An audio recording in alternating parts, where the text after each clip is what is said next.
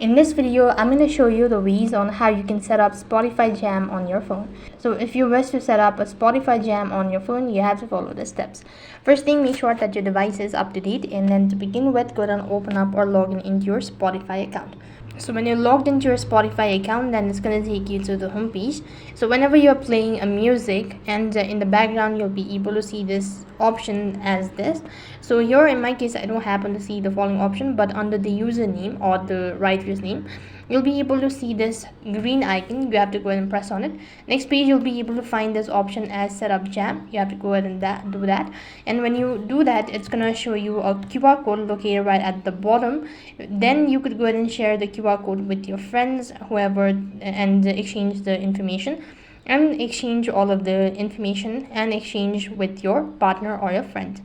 And likewise, if you're unable to find a similar option right on top, then you could also go ahead and press the icon next to the music that you're currently listening right over here, and then you should be able to find this option as mentioned earlier.